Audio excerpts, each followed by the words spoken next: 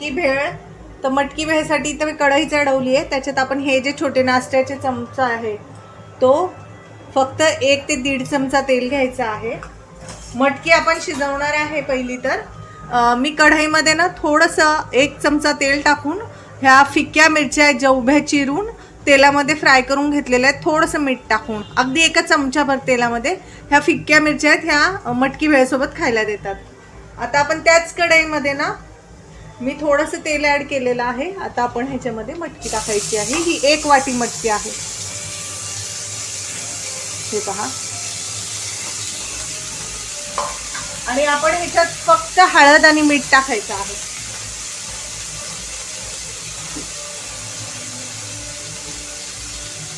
इथं चिमूटभर हळद टाकली आहे मी. आणि या मटकीमध्ये जास्त तेल टाकायचं नाहीये एकदम, कारण ही भेळीवरती टाकतो ना आपण तर तेलकट नसते. एकदम कमी तेल वापरायचं आहे. आता आपण हळद टाकलेली आहे तर आपण ह्याच्यात चवीनुसार मीठ टाकायचं आहे.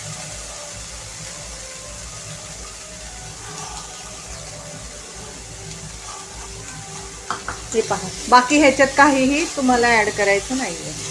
आता आपण हे ॲड केलेलं आहे.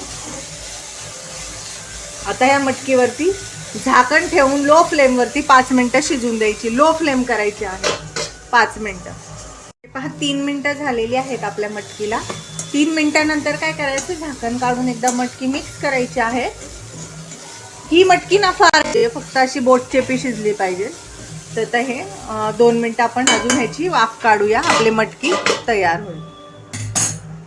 हे पहा व्ह्यूअर्स, आता आपली मटकी जी आहे ती झालेली आहे. आता आपण गॅसची फ्लेम ऑफ करायची आहे. आपली मटकी रेडी आहे भेळसाठी. तर आता मी तुम्हाला सांगते, ही आहे तिखट मिरची जी मी थोडीशी ना तव्यामध्ये तेल टाकून परतून घेतलेली आहे.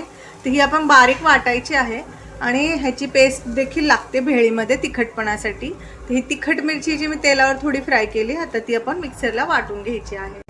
चला तर व्ह्यूअर्स, आता आपण मटकी भेळ बनवायला घेऊया. तर सगळ्यात आधी आपल्याला घ्यायचे आहे मुरमुरे ताटामध्ये. मुरमुरे एकदम कुरकुरीत असले पाहिजे, नसतील तर थोडेसे गरम करून घ्या. हे पहा एकदम छान असे. ही पहा.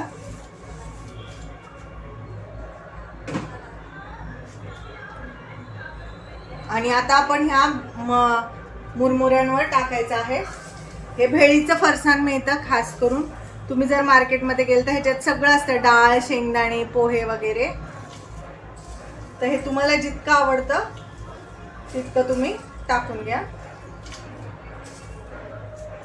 पापडी वगैरे हे पहा. त्यानंतर आपण ह्याच्यामध्ये ॲड करायचं आहे मटकी, जी आपण मटकी बनवली होती ना ती मटकी.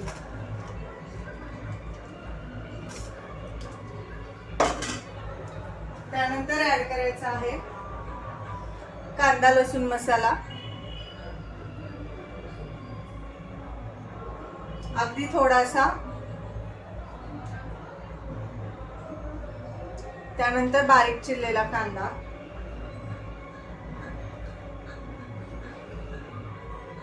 बारीक चिरलेला टोमॅटो,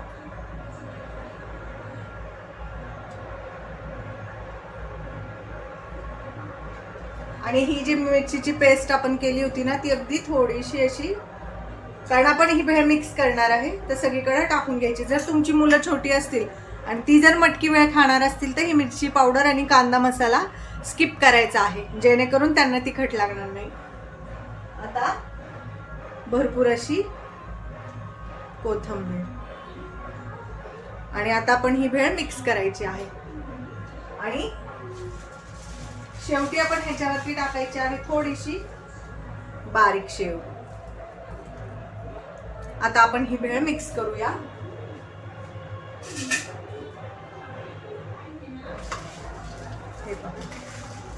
जेव्हा तुम्ही खायला घेणार आहे तेव्हाच ही भेळ तुम्ही मिक्स करायची आहे.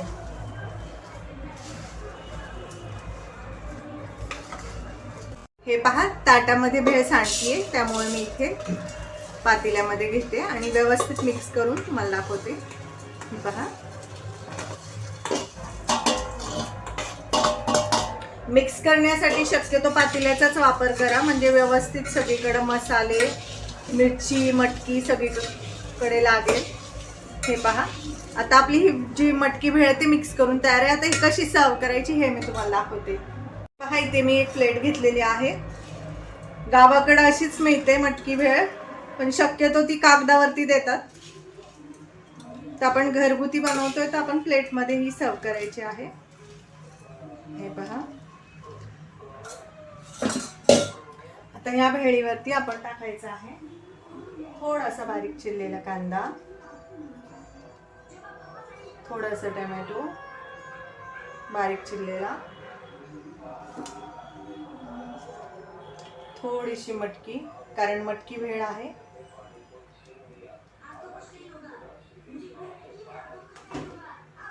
आणि थोडीशी कोथिंबीर,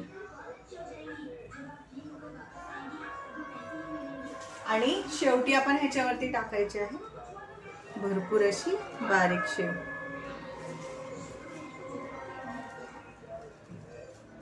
ही पहा, आपली मस्त अशी मटकी भेळ तयार आहे. मी तुम्हाला जवळून ह्याचं लुक दाखवते. हे पहा, आता मटकी भेळवर मी ह्या तळलेल्या मिरच्या ठेवलेल्या आहेत, ज्या मी थोडंसं मीठ आणि तेल टाकून फ्राय करून घेतल्या होत्या. आणि लिंबाची तर फोड पाहिजेलच भेळ म्हटलं की. तर पहा, मी तुम्हाला सगळीकडून दाखवते आपली मटकी भेळ. बघा कशी दिसते ना, टेस्टी टेस्टी, यमी यमी. तर ही साधी सोपी मटकी भेळ तुम्हीही नक्की करून पहा. रेसिपी कशी वाटली ते कमेंटमध्ये नक्की सांगा. रेसिपी आवडल्यास चॅनल लाईक करा, सबस्क्राईब करा.